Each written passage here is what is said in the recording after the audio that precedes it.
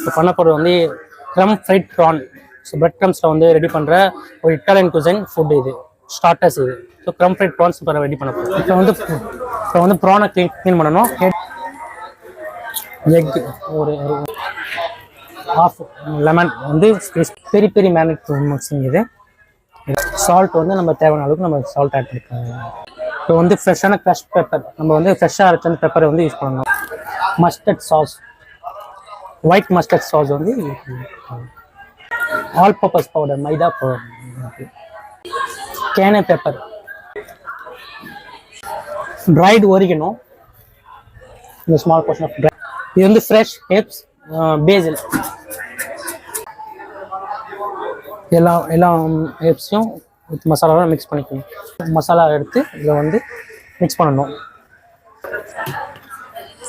PRAN வந்து ஒவ்வொன்றா